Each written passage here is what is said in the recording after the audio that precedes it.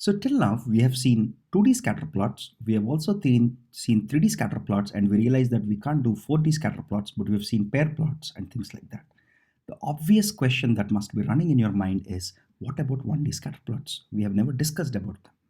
So let's see how to plot a 1D scatter plot, understand what are the problems with doing a simple 1D scatter plots, and what are how to get around them using ideas like histogram, probability density function, and cumulative density function. Okay, don't worry about the terminology. It's very, very simple ideas. We'll go over them one by one slowly. Now, let's look at a simple code snippet here. The code snippet says that I'm taking my iris data frame and I'm taking all the points that correspond to setosa and I'm putting them in a data frame called iris setosa. Similarly, I'm creating a data frame called iris virginica and iris versicolor. Now, what I'm doing here is I'm plotting such that my x-axis is for the setosa flowers, I'm plotting my x-axis as petal length. My y-axis, I'm just putting values, all values equal to 0. Similarly, I'm plotting versicolor and virginica petal lengths on x-axis, and I'm taking all the y values to be equal to 0. Now, when I do that, I get a plot like this. Now, of course, I know I'm missing legend and I'm missing axes here, so I'll write that down quickly. My x-axis here is petal length. My y-axis means nothing, and hence you see all the values at 0. This is your setosa, this is your virginica, and this is your versicolor, right? Your green is versicolor, your orange is virginica, your blue is setosa. Now, quickly what you'll realize is, and the way, how did we plot them? We plotted them using a function, of course, but we put 1 point for each observation that we have with this value of petal length. So this corresponds to your setosa. So this corresponds to your virginica and versicolor.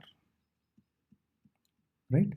One problem that you immediately notice is at this place, I know that there is only 1 point. At this place, I know that there is 1 point. I know that there are 2 points here. What about regions like this? We don't know how many points exist because all the points are overlapping like crazy. Similarly, we don't know how many points exist here. They're overlapping like crazy. Similarly, we don't know how many points are here. And because I plotted the green points after my orange points, green points are overlapping the orange points, and I don't get to see the orange points that are behind here. So a 1D scatter plot like this is very, very hard to read. Now, because one of the big drawbacks is I don't know how many points are here, which is very important for me to know. To determine, okay, if there is 1 point here, or if there are 10 points, or if there are 1,000 points. Of course, we can't have 1,000 points because the total number of points here itself is 50. So I don't know if there are 20 points or if there are 10 points. I don't know any of it. So one way we can modify this plot is doing something like this. Very, very simple hack. Let's just take the setosa points here, right? This is my x-axis. My x-axis is my petal length, of course. And let's assume this is 1 and this is 2. And what I'm doing is I'm breaking. So I know that all the points lie between 1 and 2. So what I'll do here is I'll break this region into smaller buckets or smaller intervals. Let's assume I break it into 5 intervals, 1.2, 1.4, 1.6, 1.8, and 2. So I've broken it up into 5 intervals. And what I'm saying here, my y-axis, my x-axis remains the same. So I'll say how many points exist between 1 and 1.2. Let's assume there are 2 points that exist between 1 and 1.2. So I'll put my y-axis now is basically count of number of points that exist in each of these windows. Similarly, between 1.2 and 1.4, let's assume there are 4 points. Similarly, between 1.4 and 1.6, let's assume there are more points. So on and so forth. So now I'm drawing, this is a variation of my 1D scatter plot because the only variable I have is my petal length.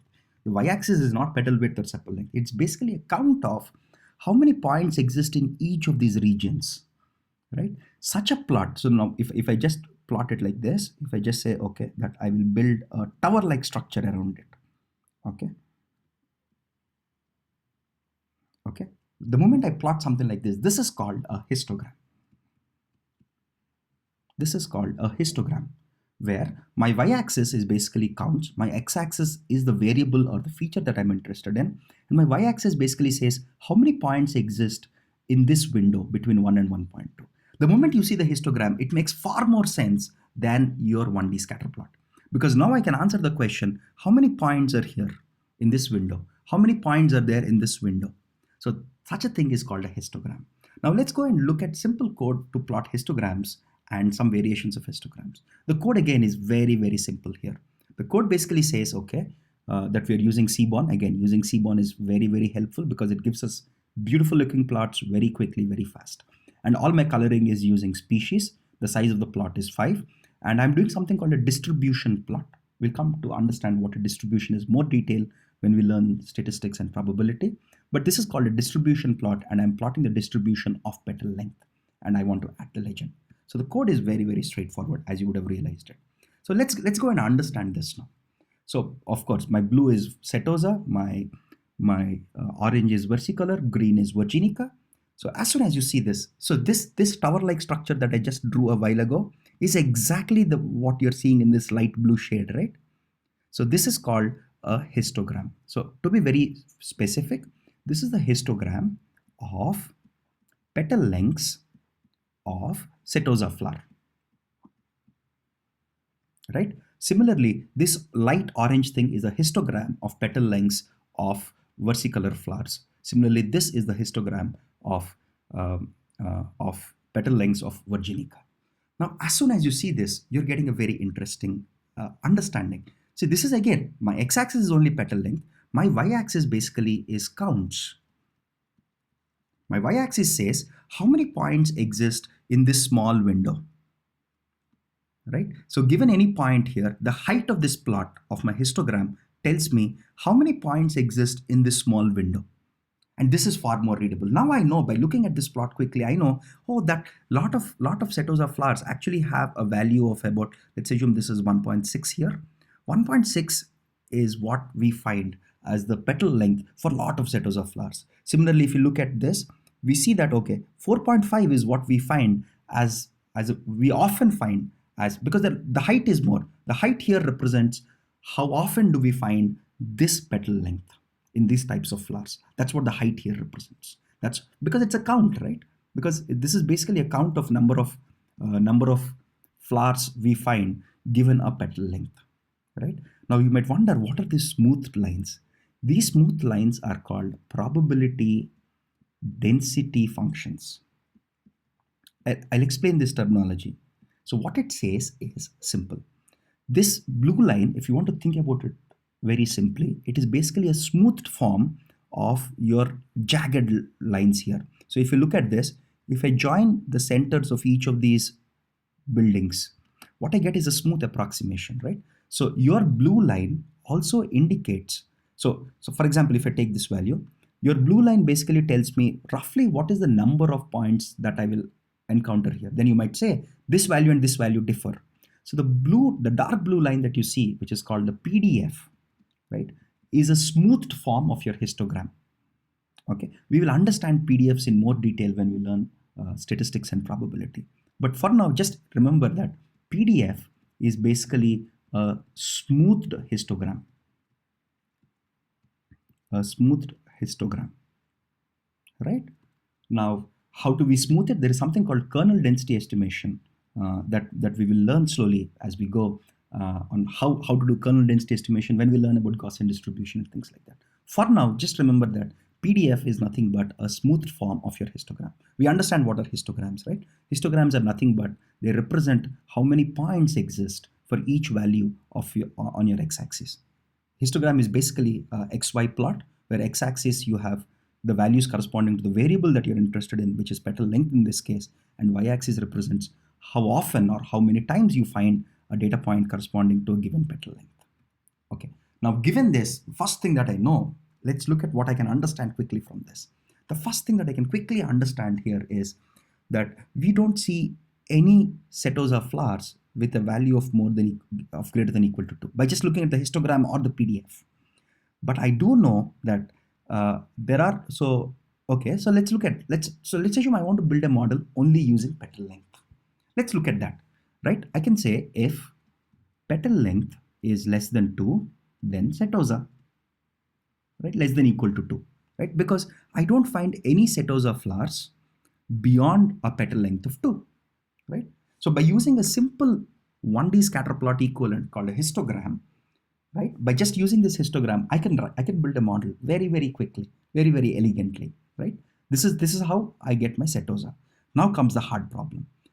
What type of rule will I write for my versicolor and virginica. That's a hard one, because if you see, the histograms of your green and orange points is overlapping. Even your PDFs are overlapping. PDF is basically nothing but a smooth form of your histogram, right? If you see, it goes very, very close to what your histogram is, right? So if you see, the PDF of the probability density function of your versicolor and virginica are overlapping in this region, right? This is your overlap region, right? This region is your overlap region. So now the question is, if I have only petal length as my only feature, how do I write a simple if-else condition, right? I could say, so now I can say, okay, I'll take this value. So I'll say if petal length is greater than 2 and, right, and petal length is less than equal to 5.5, then versicolor,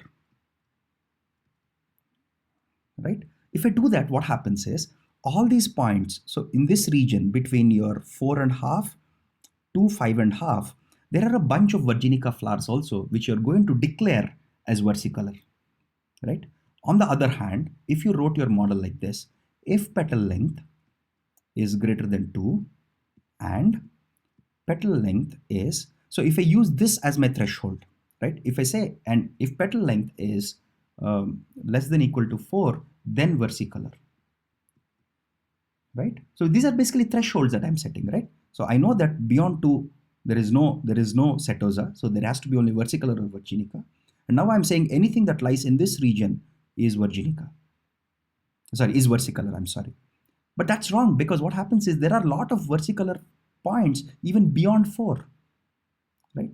So I have to make a mistake. By setting thresholds here, I have to make a mistake. I can't get rid of it, right? So my final model could look like this. If petal length is less than equal to 2, then setosa, else, right? If petal length is, so where do I choose my threshold? What is the right place to choose a threshold? So one gut feel that I have here is, what if I choose this value? Let's call this value 4.7, because this is very close to 5, right? So if I say petal length less than 4.7, then versicolor, else virginica. So imagine if I write a simple if-else condition as this model. Of course, I'm going to make mistakes. For setosa, I make no mistake because all points are less than equal to 2. I'm going to make no mistakes declaring setosa flowers as setosa. But now there is a small problem. Since I've chosen the intersection of both of these probability density functions, this intersection point, as my threshold, this is my threshold that I've chosen, right? 4.7. You might ask, why did you choose 4.7? Why not 4, or why not 5, or why not some other number? Because we know that whenever we find, so let's take this example. The reason I chose 4.7 and not 5 is as follows.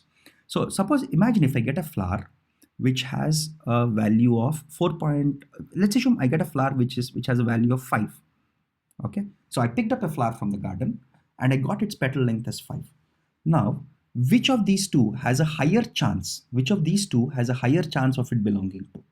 Now, if you look at this 5 value, what is a chance? What is a probability? So the x-axis, so for probability density, you can think of this as chances, because you find more points there, right?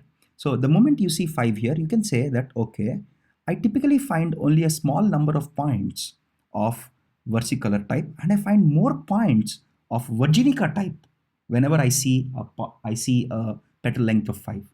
And hence, we should declare, whenever I see a value of 5, I should declare that point as virginica and not versicolor, because when in my data set of 150 points, I find more virginica points with a petal length of 5 and fewer versicolor flowers which have a petal length of 5, right? Because this orange plot is below for a given value. Since the orange plot is below the green plot, I give preference to the green plot. Now, at the intersection point here, none of them win, right? So for example, if I get a value of, let's say, 4.5 here, at 4.5, what's happening? I find more flowers of the type versicolor, right, than of the type virginica, right? Because this orange plot corresponding to 4.5 is above the green plot, right? So when I get 4.5, I will declare it as versicolor, because in my data set, I find more points. I have more proof that it probably belongs. Of course, there will be some errors. I'm not saying we're not going to make errors. We're going to make some errors. But my best gut feel is, since I've seen a lot of flowers which belong to versicolor, which have a petal length of 4.5 than virginica flowers, I will go and give my decision as versicolor and not virginica. So if you look at that argument, this intersection point will be the best place to set your threshold, right? So remember, by just looking at our density, this is also called a density plot.